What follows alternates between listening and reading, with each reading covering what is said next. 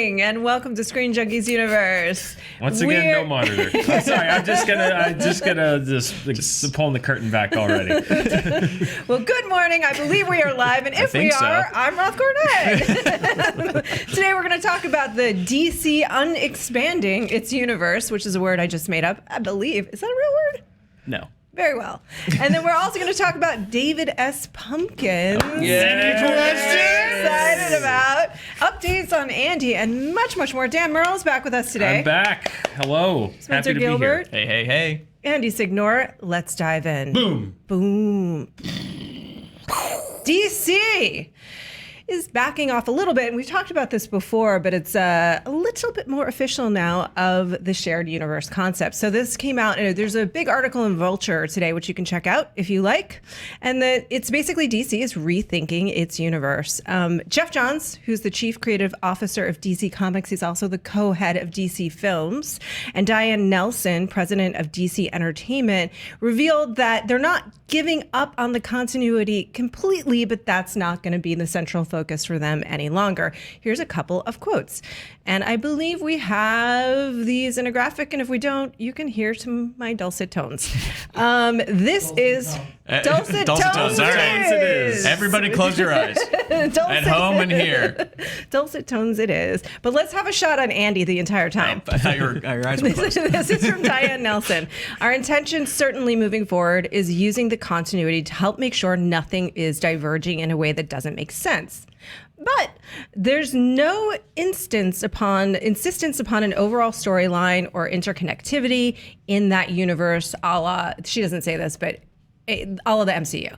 And then Jeff Johns says some of the movies do connect the characters together, like the Justice League. But like with Aquaman, our goal is not to connect Aquaman to every movie. Nelson added, moving forward, you'll see the DC movie universe being a universe, but one that comes from the heart of the filmmaker who is creating them. Now, Andy, dive in. Well, can we just admit they don't know what to do anymore and that they've tried everything and they're just like, well, yeah, we're not committing to the future right now. Let's just move one movie at a time, which I would almost applaud them more for that, because this just reeks of like, we don't know. Well, we're going to try, and there's so many things happening, and just say, look, we've been trying some things, and we haven't always stick the landing. We're going to go movie to movie and see where it lands. What I would like to do is reenact this conversation as if it is about a relationship. Andy, you're the connected universe, and I like what you're doing. We have a good time together. It's not that we can't see each other anymore. I think we should, in fact.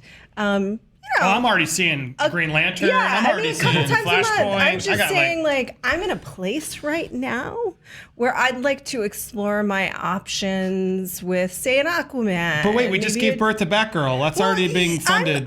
No, that's great. And I'm not saying that we abandoned Batgirl. Matt Reeves is getting paid a lot of money to make the Batman. I'm just saying I'd like to explore. I have some feelings that I'm having about a Joker origin story. And I really would like to explore those feelings and keep our options. But I'm going to be able to see that Joker origin story too, right? That's going to come through me? Yeah, I mean, a lot of times an open relationship is really the healthiest thing. Okay. And I think that's what we're finding That sounds good. I feel like I'm happy because it'll all be connected still. I think we all understand what's going on now. I think it's only more muddled than we started. It's even more confused and murky than if they'd said nothing at all. They don't. I get it. There was a big cinematic universe thing happening everywhere. Everybody had one. There was the good times. It was like the 20s. There was flappers and champagne and everyone. The money was rolling in, and DC came in and tripled down. But they did, as happens with every trend in Hollywood, they came in at the tail end of the cycle and they realized this isn't exact. Even Marvel was like, there's a universe that we're kind of building up towards. We're sort of building up towards Infinity War, but the movies in between are still kind of their own thing.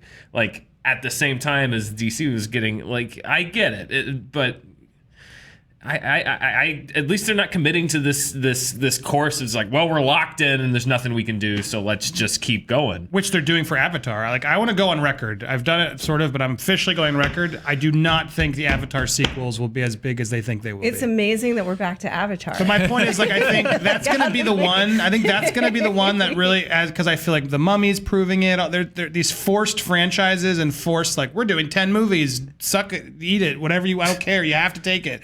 That type of attitude, I think, is wrong. But Avatar's different because that's one story ostensibly, like, told in 4 parts, whereas this is like, it would be like having one Avatar movie and one only Na'vi movie and one only Jake Sully movie, and each of them are contributing to a larger blue universe. It could happen. I don't know what those movies are. All I know is they're making more than one Avatar sequel, and that's too much for me. I thought it was Avatar 1, 2, 3, 4. Whatever they are. Okay. All right. The Blueverse. Yeah, I don't know. We'll see. I mean, they're making them. Can I say something? Because I know that there's a lot of times that, and I just want to reiterate this, like, there is no favoritism to Marvel or DC. Everyone here legitimately just wants good movies and has no skin in either game. And in their defense, they have kept the television shows and the movies separate, so that actually is consistent with what they've done previously in that sense. And I think that Jeff Johns, again, to be fair, only officially came in relatively recent years, and he's had to inherit the plan that was there before him, and now he's having to rework it and go, what's actually best for the movies, what's actually best for these characters. And I'm 100% on board with a plan that includes telling the best stories you can with the best creators. I think that sounds great. We should all do that. Yeah, but I mean, the Berlanti verse on TV started really strong, but it's starting to fold onto itself because it's so overly complicated and too many episodes per season, et cetera, but maybe they're learning from that. Totally, and I hope they do. And look, I've said it before. DC has the best characters. I don't care what you say. Batman and Superman are the best. Even Wonder Woman. These are fantastic characters that it's like shocking to me that they haven't been able to figure out. They did with Batman. Batman's made some great movies. They finally did Wonder Woman. They've made good Superman movies, to be fair. But the fact that they can't crack these three and just do a really fun, exciting, cool movies is just very weird to me. I think the tone just screwed them from the beginning, and I think everyone's trying to save face and be like, no, these are really smart. Like, come on. I think people are finally coming around to realize, like, it's some of this, the tone is just too dour. Everyone in the Justice League is too, as Patton Oswalt said, brooding and sad and moody. And it's like, we need some hopefulness in some of these, especially when you put a Justice League together. So there's different attitudes. And maybe Aquaman will be. Everyone seems to think Aquaman could be that new thing, and Wonder Woman and Aquaman are going to be the standouts. And Flash is a great character. Mm-hmm. He could also become a standout. And I think it's smart to let's see how Justice League goes, especially with these reshoots with Joss being involved. That could totally adjust the tone in a weird way.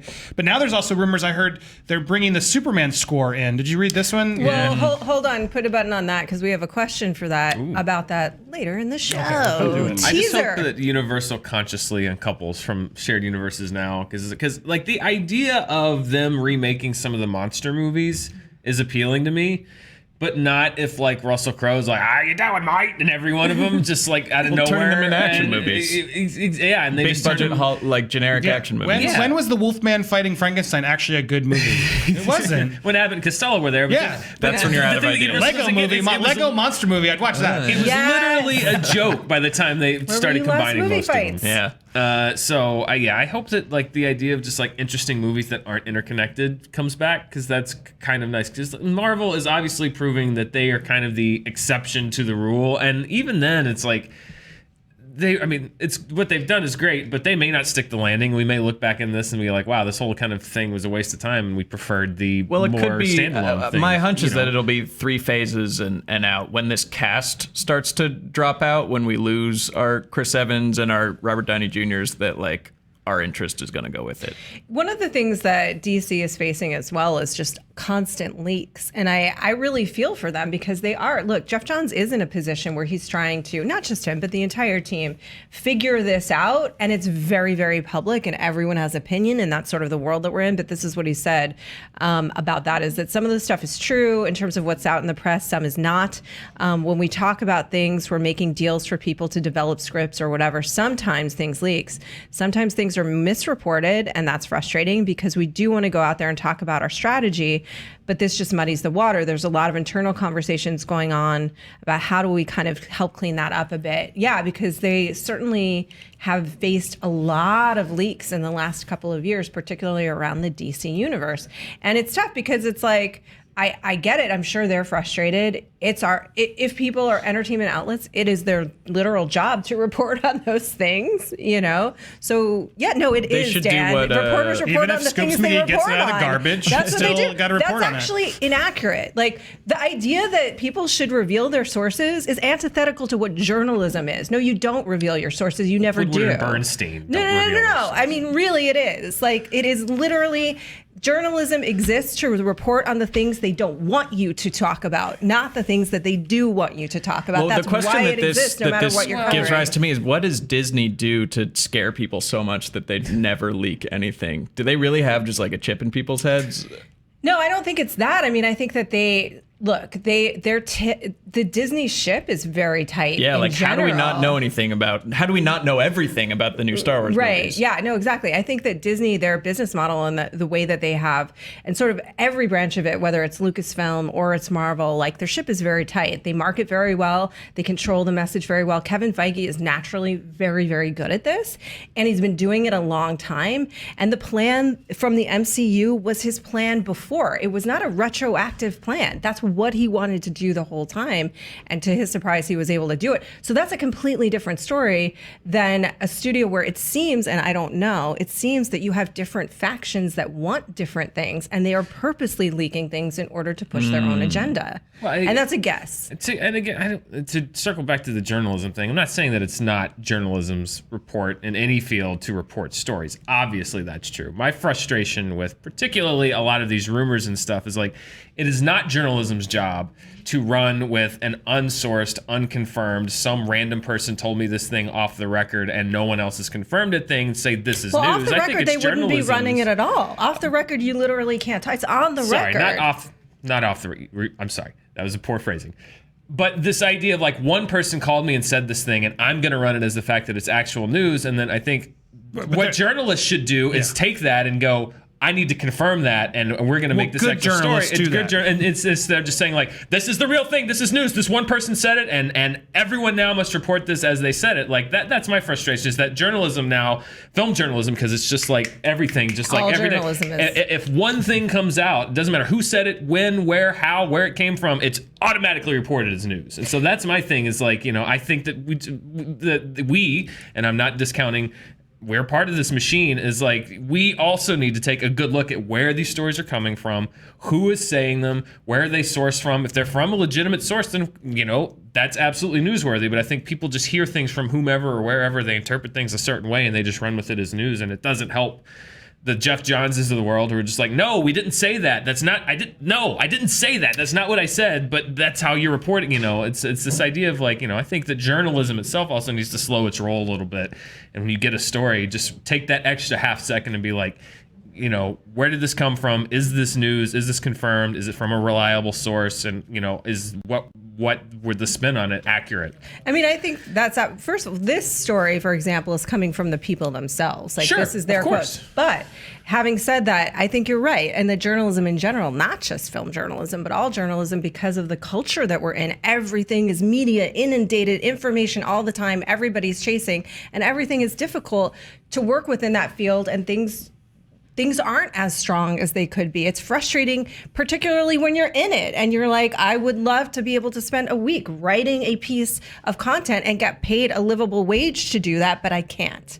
I wish I could do that badly, but that's just not the world that we're in. That just does not exist. That's it. But then there's the tricky part is there are journalists that are doing exactly what you're describing, and then there are those that are not, and they're in similar outlets, so it's hard to tell which is which. All it takes, you know, I think the thing that probably frustrates Jeff Johns, particularly when he's working at a big corporation like Warner Brothers, is literally all it takes is one person at Warner Brothers to call one reporter at Variety and say, Leonardo DiCaprio wants to do a Joker movie. Maybe that's true, maybe that's not true. But then Variety Leonardo DiCaprio's doing a Joker movie, and then 500 other sites take that, and then there's 500 more stories saying Leonardo DiCaprio wants to do a Joker movie, and it's whispered in a lane to become more and more confirmed. And then it becomes and then now you have to respond to 500 people asking you about it, and it literally just took one person at Warner Brothers to call one person at Variety. Trying to tank it or test it. It could be Leonardo DiCaprio's agent. It could Who be knows? DiCaprio's Exactly. agent. And so, like, I see his frustration as far as like we're trying to foster an environment of like, how do we help this? Because I could see how it's just like a little, it just explode, Definitely. and it just takes one person.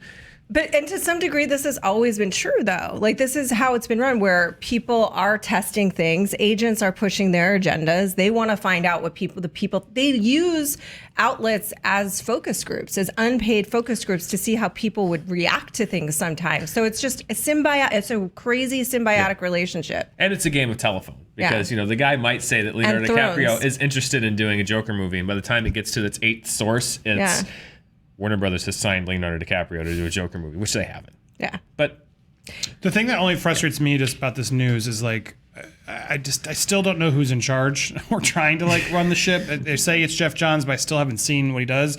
But we've talked about this for 3 years. I know we've talked about this on the show, and Billy brought it up too. But like, what's so fun about the DC universe is they have this thing called Flashpoint, which can literally reset and start them over at any facet they want. It just gives them creative liberties for the Flash to hit a reset button, and they can suddenly have Casey Affleck as Batman instead of Ben Affleck. Whatever they want to do, they could just do. They could suddenly Batgirl's in the universe, and Wonder Woman stayed the same. Like, it sort of gives them this weird actual creative liberty, and it just frustrates me that there isn't someone behind the scenes who's like, wait a second, hold on.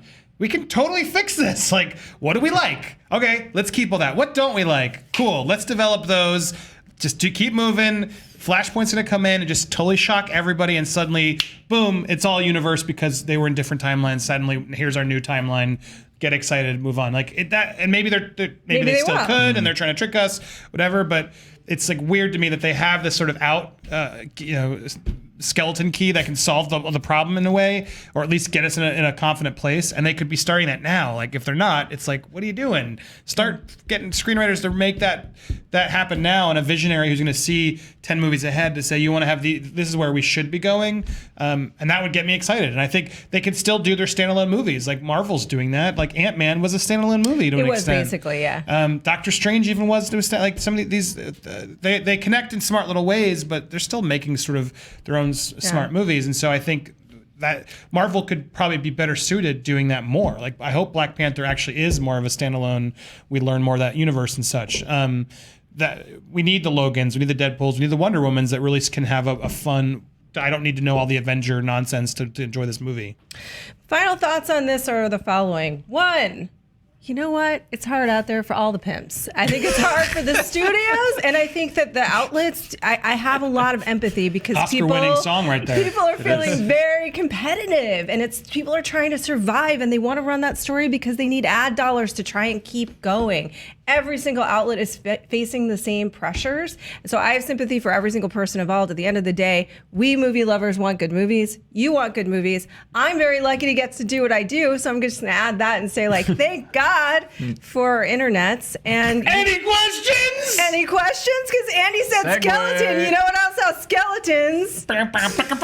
David S. Pumpkins. So Andy says, yeah. If you haven't seen this skit, where are you in the world? Because this played everywhere. But this is the dumbest skit I think they've ever made. But it still manages to be somehow the funniest skit for me. Because it sort of is aware for how stupid it is. Oh, no. All right. Ryan, first appearance on SJU. Wow. Dan.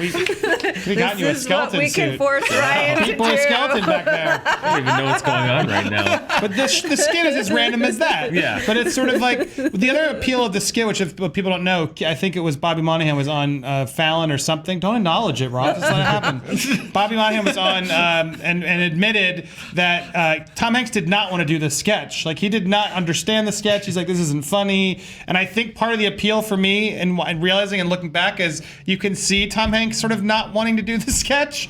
And he's sort of like, I don't know, it was just funny. Blah. And it's sort of that weird energy is, I think, what actually exudes the funniness of the stupid David S. Pumpkin sketch. But anyway, it's happening. They're making an animated Halloween special for Saturday, October 28th, 11:30 p.m., the David S. Pumpkins Halloween special, voiced by Tom Hanks, as well as Peter Dinklage will be being the character, and Bobby Monahan and Mikey Day. Mikey Day's a ScreenJunkies fan. We almost got him on Movie Fights, and then he became a regular in Saturday Night Live. So can I make a confession? I had not seen it. I don't know how I missed that. So this morning I took the time to watch it, and I had the exact experience of like, why am I laughing at this? And I cannot stop laughing at this thing or watching this thing. And it is. Did Ryan leave? I didn't tell you could leave yet. There he is.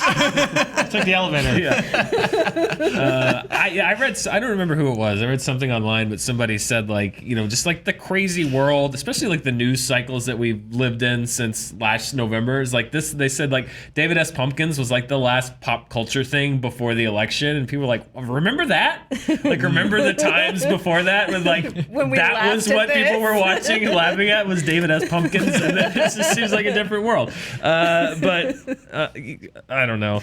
I love David S. Pumpkins, but. Well, we all know if you can trust Saturday Night Live to do one thing, it's to not run something into the ground. That was great in small doses. This special will center around David S. Pumpkins and his skeleton sidekicks who show a young boy and his sister the true meaning of Halloween, answering none of their questions along the way.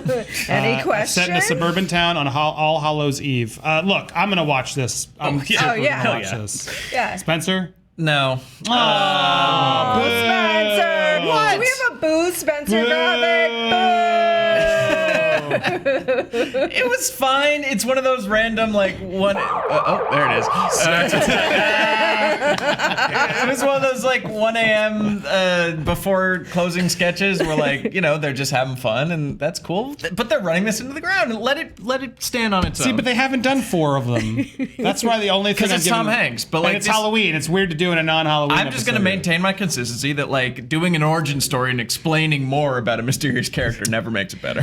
I want the mystery of David S. Pumpkins to remain. It seems like they're not going to explain anything. They're just going to ask if there are questions and never answer them. Yeah, I think it's going to be a weird Adult Swim show. There's going to be so many questions and they will never get answered and no mystery will be solved. The other one I remember famously, Cowbell. Yeah. They were like going to kill that. They didn't think it was going to be funny at all. And then apparently they just put Will Ferrell in a tiny shorter shirt. Yeah. And like magic. It's hilarious. But if like a half hour behind the Cowbell episode they didn't bring that one back to their credit. Yeah.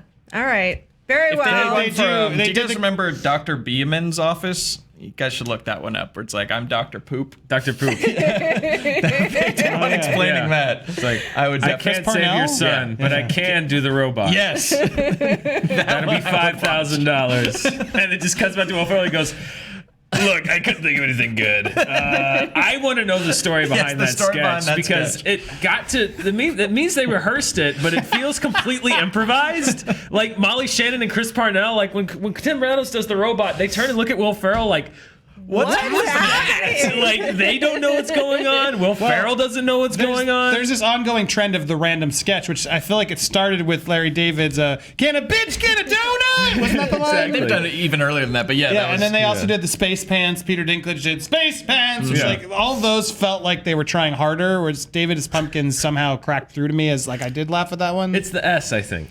Honestly, I think it's the fact that David David's Pumpkins. Oh no! Billy's breaking news. Announced literally just minutes ago. Oh wow! What's Sony sets Men in Black spinoff for summer 2019. Script by Iron Man team Holloway and Markham. Wow. Wow. What's it about? They're fast tracking its spinoff. Will Smith and Tommy Jones aren't expected to reprise, but the film acknowledges and builds on the wall they inhabited. They've scripted a contemporary sci-fi pick about secret black-clad forces that protect Earth from the alien scum of the universe. Nope. New characters chasing. What happened to the 21 what happened to the Jump Street exactly. crossover? They're not in here? What's going on? Sorry, I'm reading this as. Am I right? Did you read it before you handed it to me? They're not going to be in it? No crossover. It's going to be Oh, boo. a global type of thing instead of. It was intergalactic already. Yeah, Why right? is that They're gonna different? That's not. They're comparing it to Jurassic World. No.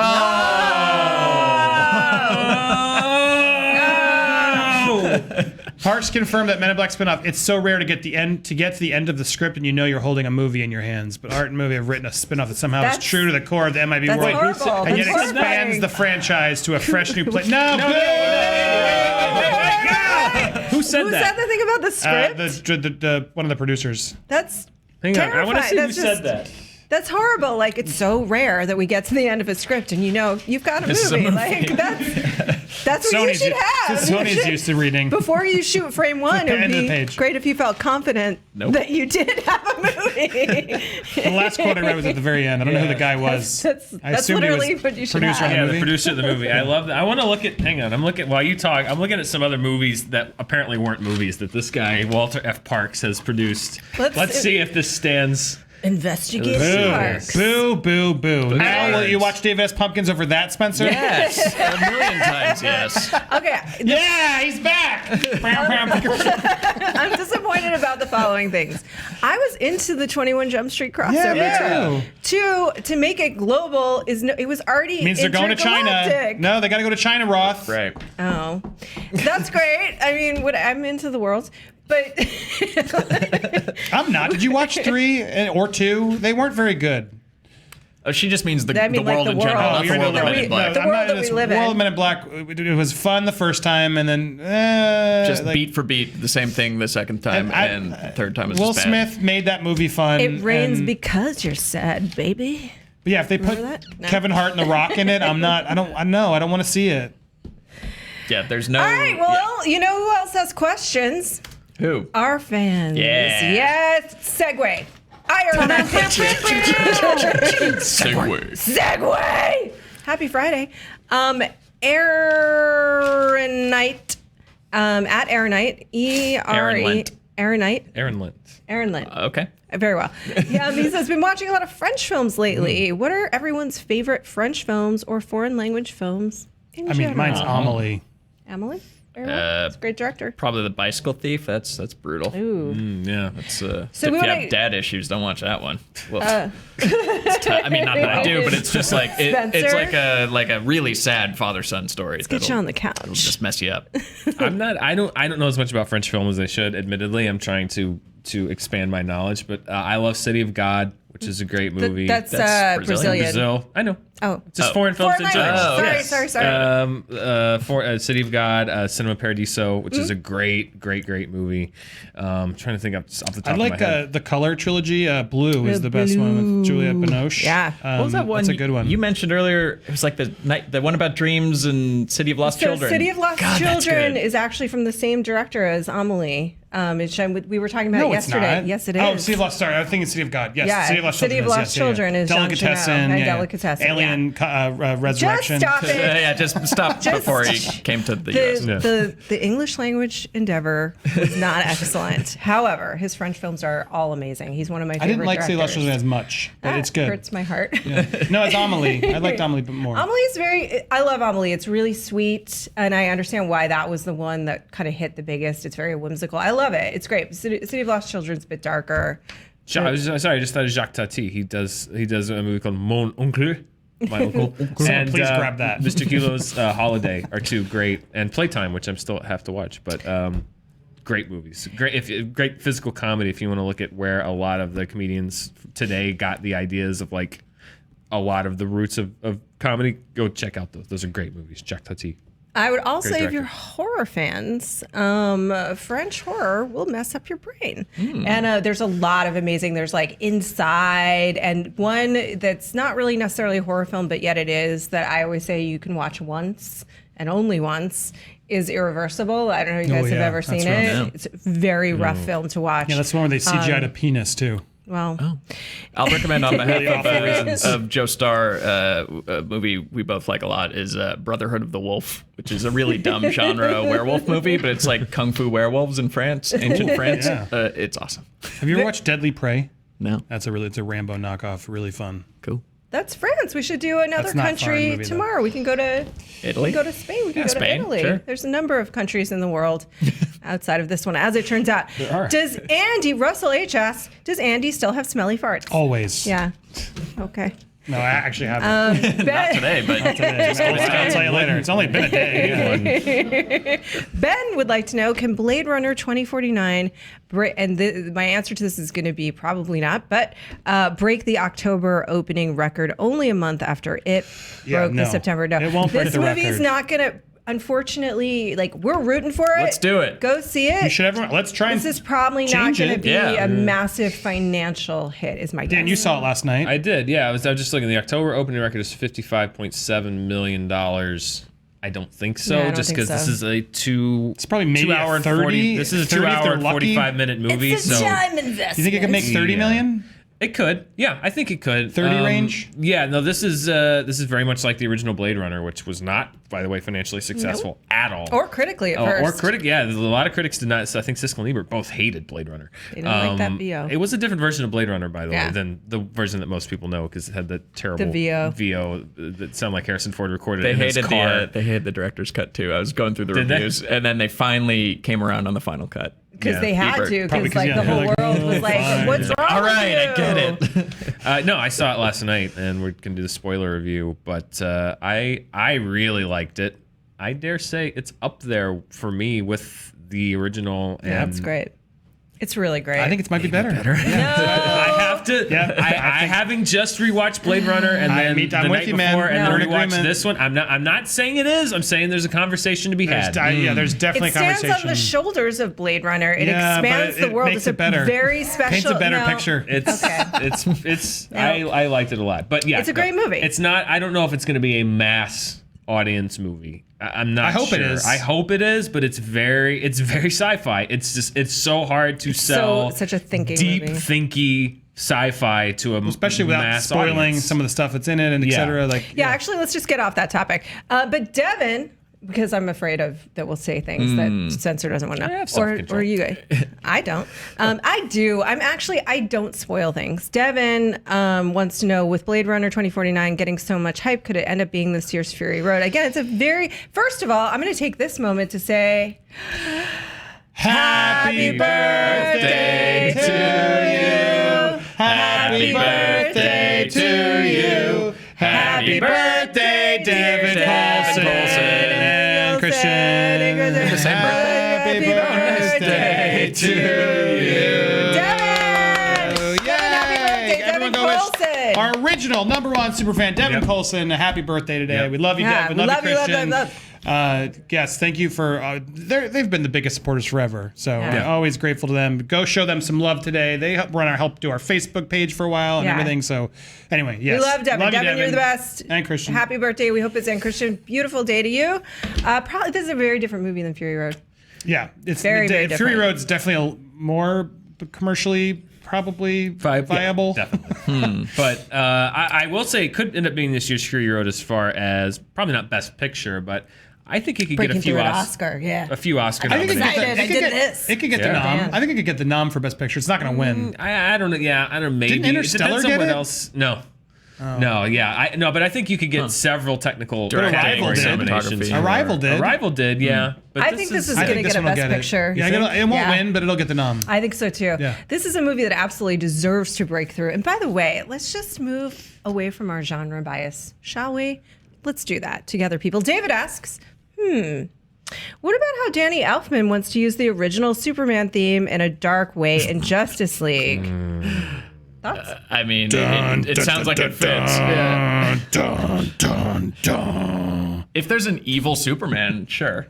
But if it's Superman with just discordant minor key Superman theme behind him, I don't know, it almost fits him. Did Danny Elfman say he was using it in a dark way, or are we Yes. projecting our own biases? No, he In quoted an it. He quoted interview, it. he said he was quoted as taking the this. original John Williams He's excited Superman. to twist it in a Yeah. way. Yeah, Well, it's- twist doesn't No, mean he dark. said the word Twisted dark. in a dark way. I read Okay. the quote. He said All dark. right, I just want to make sure that Yes. we're not No, I just read this. projecting our own genre biases. He sort of onto a says Danny both, Elfman but it's quote. like, yeah, and he comes back in a darker, different way, and it's with some fans won't even recognize the use of the song. I'm like, come on, we really now we're gonna ruin John Williams' score. What is, and- yeah. Well, if they do a full Superman heel turn and he comes back with a mullet and he's just like authoritarian, I'm that's gonna rule the world spoiler. Superman. Yeah, But they've shown there's- spoiler pictures of sort of a different outfit potentially. Really? There's Okay. the potential of that. There's like Is that like could they do that in Flashpoint? Is that like a thing? Because there's alternate versions of Superman. Oh, yeah. Different Flashpoint, versions. you can Oh, do he goes everything. crazy like Yeah. every 6 issues. Yeah. Like he'll lose it and turn evil. Wouldn't you? Yeah. I would Wait, go are you crazy. Voices in your ear. Are you guys Agree. saying Superman's coming back? Spoiler alert. Spoiler alert. The dust lifted. I love it if the dust just goes back down at the beginning and it's like nope, He's dead. Yeah, he's dead. Just kidding, he's dead. Eric asks, do you have a film that you hate, but your significant other loves it, so you have to watch it with them? We're not we're really. pretty We're simpatico. Yeah, mine too. Yeah, I've definitely been introduced to movies I wouldn't have watched otherwise. One amazing one recently. Which Girls Just Girls Just Want to Have Fun, which was incredible in how Amazing. like distilled crack of the 80s Yeah. it was. Like if you just if you put 10 80s competition movies in a vat Dance and competition. just boil them down and reduce, you get Girls Just Want to Have Fun. This is a movie featuring Helen Hunt. Helen Hunt and as Sarah a bad Jessica Catholic Parker as a schoolgirl. bad Catholic schoolgirl, and they have to dance to save the center. It's got all of the 80s in it. It is amazing. Yeah. Sounds and great. your beautiful wife introduced you to it, so that is Yeah. a lovely thing. It was definitely entertaining, and she agrees how Yes. stupid it is, Oh, but it's it was so stupid. so fun. Yeah, so fun. My significant other and I kind of we just don't do the thing of if he's into something that I'm not super into, or if I'm into something that he's not super into, we just do it separately. And then we find things that we like to do together. So I'm really, really into Harry Potter, for example. Not his thing. It's not that he does, hates on it. He's just not his thing. So whenever I'm doing Harry Potter things, I have a really good friend that I do it with her. And that's fine. We do Harry Potter things together. I have another friend that we go do foodie things together. And Caleb who's my significant other. He's, plays in a grindcore band, and it's crazy metal. And I will go see his shows because he's amazing and really talented. And I like to see him play because he's so passionate. It makes me happy. But you're sort of like But I go to see him play, and then you're like Emma Stone watching Ryan Gosling with playing jazz fusion. Except that he's not. No, she would he's not, because she hated that because Yeah. he was successful. He She was sort of faking interest, I thought. yeah. But I'll she liked go- it. No, don't get her started. I do like I do like the girlfriend thing. I take pictures and I take video and I love it because But you're not starting your own grindcore band. But I also don't understand it out to the point that I'm Can we have him on as a musical guest sometime? Totally. Sorry, was that more it is. metal? So- so But then you grindcore- really start to split hairs. So with that grindcore, stuff. you really do. So grindcore this is as much as I know about it, which is that it's really, really, really fast punk, and he plays bass and guitar, and he's built At the this same time? Yeah, Sick. he's built this thing where he can play please bass bring him in and as a musical guitar at guest the same someday. time. But yeah, the singing part is that it's Can you just make us a theme song? that thing. Can you make us a theme song? Yeah, he totally would. But it's to the degree that I'll go up and I'll be like, baby, you're so amazing. And he'll be like, we stopped halfway through one of our songs. And I'm like, yeah. That was amazing. And the way you recovered was Didn't even notice. amazing. Because I can't tell. I really have no idea. But I love him. We just do it separately if we don't like the things Nice. That's a together. smart way to do and it. then we watch Sunny together. Nice. What do you? I got nothing. Oh. Good talk. Pet Cemetery is the last one we had disagreed on. I don't love it as much as she does, but I know a lot of people do. Pet Cemetery? Do you love Pet Cemetery? Yeah. Yeah, if we It's good, it's disagree on good. something, I just like to like to have the conversation. Yeah, It's it's like I didn't really She does like not that want a one. remake Yeah, of it's Pet like, Cemetery. I'm like, you could make a remake of Pet Cemetery and it could work. Horror movies are one. She loves horror movies, and I was initially reluctant, but I've actually found that even if I don't like the movie, I enjoy the experience of being like, what did you like about it? But I actually like most of them, like things that I would never watch, like Sinister and Insidious. Just like, oh God, I just don't like to be scared. And I watch them like, those are actually pretty good movies. I like those movies. So I don't know. I found that that being reluctant has actually exposed me to a new genre and way of looking at things. Beautiful. Ways to be in relationships. So we're going to have to close it out today. American Made is opening this weekend. As we've talked about a lot this week, we got to talk to Tom Cruise, which was awesome. We also talked to the co-stars Donal, and this is the thing. I heard Donal and Donal Gleason. Dominal. No, No, Gleason for the movie, and Sarah Wright. And we have a little peek at that right now. Talk about working with Tom Cruise, and I'm curious, was it more surreal or intimidating to join Harry Potter initially, Star Wars, or work with Tom Cruise? Harry Potter was a tough one because I was not very experienced as an actor, and walking on set, I just had a bit of a meltdown. Like, that was really hard. Tom made it easier because I had Skyped, auditioned with himself and Doug. And also, I felt armed with a little bit of experience. And I knew just to go in and have fun and just go at it. I know you can't talk about Star Wars, but I just have to hear it. How weird is it to be a action figure? It's amazing. I'm one of those little bobblehead. bobblehead things as well. So that's the best thing in the world. I'm so happy with that. Better than an action figure is a bobblehead. Yeah, definitely. It's the coolest thing in the world. You've worked with a lot of really great actors, but I have to imagine that it's got to be surreal to be working with Tom Cruise. Yes, it absolutely was surreal to work with him. He really makes you feel like, so comfortable. I mean, he really is interested in people, and he loves making movies, and he loves telling stories. So I think that comes across in everything that he does. What was the first scene you shot together? Oh my God, it was like a sex scene. Was it? Yes. Oh, no. I know. Why did they do that? they did all of the montage love scenes on the very first day. In the kitchen and in the car and the shower and the floor and like up against the wall, whatever. And so it was terrifying to think like, oh, we're gonna do all of this on the first day. But it was actually kind of nice because it made us feel really comfortable, and we were sort of just spending the entire first day laughing at the awkwardness of everything. And then after that, we were sort of like, okay, well, we did that, we're fine. It sounds like the set itself was this adventure. Like, you went flying with them, yes? I did, yeah. Didn't they put you through it a little bit and go into... I went in zero gravity a few times, which was absolutely amazing. They also flew that plane right over my head, like 10 feet over my head, with Doug filming it. I got a taste of the crazy world that they both live in.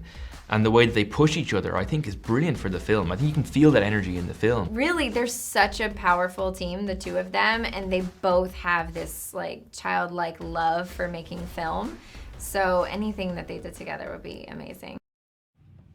Nice work, There Roth. you go. Thank you, Andy. Happy Friday. Yeah. Happy Friday Dan was to just you. saying, you should all see that movie. It's a fun movie this fun weekend. movie. Yeah, no, I think if you're looking for a movie that's gonna be a good time, I recommend it. Nice surprise. Yeah, it's a fun one.